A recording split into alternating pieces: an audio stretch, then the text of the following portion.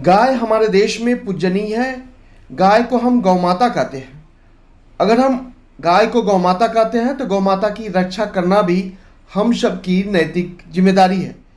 इसी नैतिकता के आधार पर उत्तर मुंबई के लोकप्रिय और जननायक सांसद गोपाल शेट्टी ने बोरीवलीपुर इस गौशाला का संज्ञान लिया, जहां पर मुंबई महानगर पालिका द्वारा तोड़क कार्रवाई की गई है।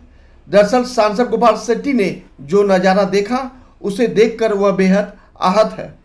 दरअसल जिस वक्त सांसद गोपाल शेट्टी ने इस गौशाला में प्रवेश किया उस वक्त मुंबई का तापमान था 45 डिग्री सेल्सियस और उस वक्त गौ माता की आंखों से आंसू गिर रहे थे। सांसद गोपाल शेट्टी को यह नज़ारा बेहद ही दुखदाई लगा।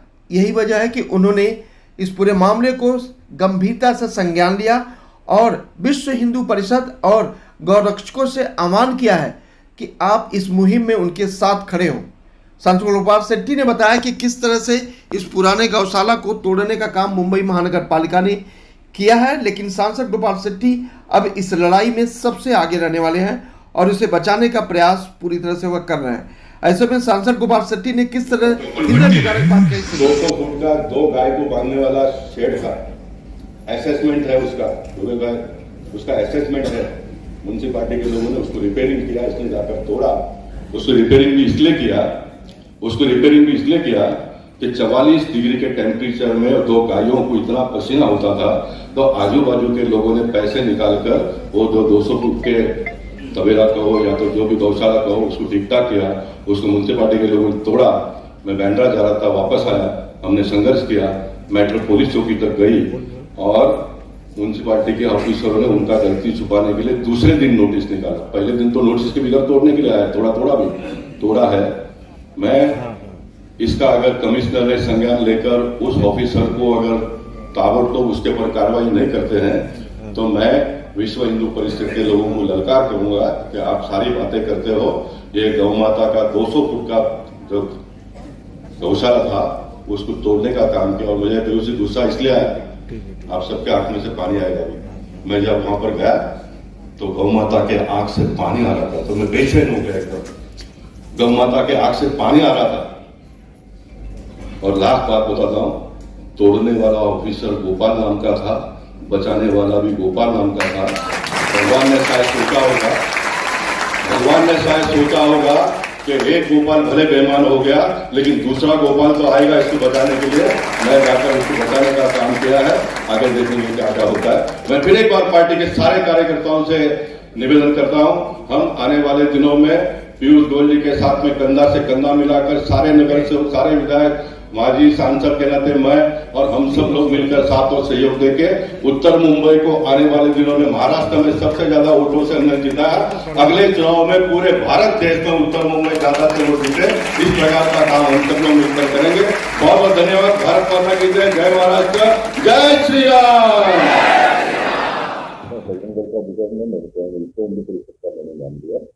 और विश्व हिंदू परिषद का जब मैं नाम लेता तो मैं भी विश्व हिंदू परिषद का एक भाग हूँ, आप भी हो।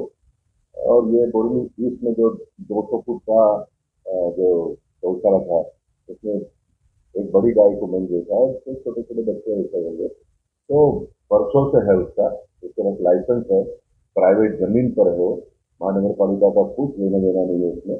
और इतना गर्मी दिनों में पड़ रहा है तो अगल बगल में रहने वाले सारे हिंदुओं ने पैसा निकाल कर जो गौशाला चला रहा है तो उसको दिया और ताकि इसको ठीक ठाक करो ताकि गौ माता को थोड़ा गर्मी कम लगे। और उन्होंने बनाया और म्यूनसिपालिटी के लोगों ने आकर बिगड़ नोटिस उसको तोड़ने का शुरू किया और मुझे फोन आया तो मैं महाराज से वापस आकर उसको बचाने का प्रयास किया और फिर पुलिस चौकी में भी मैंने इन्फॉर्म कर दिया।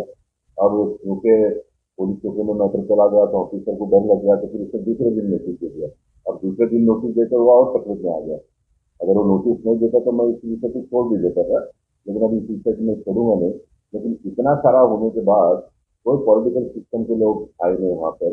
इतना सारा होने के बाद में विश्व हिंदू परिषद उस सेक्टर कभी भी मालूम नहीं जाते हैं और हिंदू और किस तरह से अन्य धर्म के लोग हैरान परेशान करके इस प्रकार की बातें करके एक माहौल बिगाड़ने का काम करते हैं। अभी म्यूनसिपालिटी के लोग अगर वो नोटिस विड्रॉ नहीं करते हैं तो मैं सारे विश्व हिंदू परिषद, बजरंग दल, जितने भी हमारे संगठन के लोग हैं उनसे कहूंगा कि ये गाँव माता का गौशाले के ऊपर जिस प्रकार से महानगर पालिका ने हमला किया है, ये तो इसके बाद तो लाइसेंस है 1961 साठ इकसठ के साल से ये वहाँ पर अस्तित्व में है। लेकिन मैं कहना चाहूंगा कि एक तो मुंबई शहर में कबीला बंदी हुआ है, लेकिन इसके बावजूद भी है, बहुत टेक्निकल में हम नहीं जाएंगे।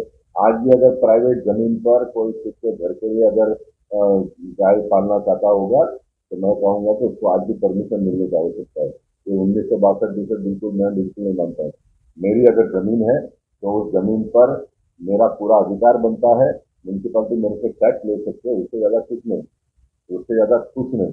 तो ये डराने का म्यूनसिपालिटी में सब काम करने धंधा बंद कर देना चाहिए। ये पॉलिटिकल सिस्टम के लोग भी चुन कर आए, लोग कभी कभी बोलते हैं इलीगल है, परमिशन नहीं लिया। इस चीज की परमिशन लेने के बाद गौ माता को गौ पालने के लिए किसी ने परमिशन लेने की आवश्यकता है? मैं मानता हूँ तो बिल्कुल नहीं। अगर किसी के पास जमीन है, अगल बगल के लोगों को परेशानी नहीं होता होगा, मैं व्यवसाय के लिए नहीं करना चाहिए, उसमें व्यवसाय के लिए नहीं करना चाहिए। और जो बहुत लंबे समय से करते हैं उनके पास खुद भी अगर प्रूफ है तो उसको ठीक ठाक करें, उनको मदद करने का काम मैं करूंगा। तो भारतीय जनता पार्टी का नाम नहीं ले रहा हूँ। भारत देश को मैं उनको ठीक ठाक रखना है, सबको समझौता जीत का उल्लेख मैंने किया। सब समाज के साथ लिए आगे है बढ़ना, सब समाज के साथ लिए आगे और सनातन धर्म के लोगों के साथ में लेकर आगे बढ़ना है, सब मैंने कभी भी नहीं कहा। भारत देश में जितने भी समाज के लोग रहते हैं, भाषा बोलने वाले लोग रहते हैं, उनको सबके साथ में लेकर चलना चाहिए। और उसका प्रयास मैंने किया, उसका मुझे लाभ भी हुआ और उत्तर मुंबई को एक नई दिशा देने का काम मैंने मेरे राजनीतिक जीवन काल में किया है।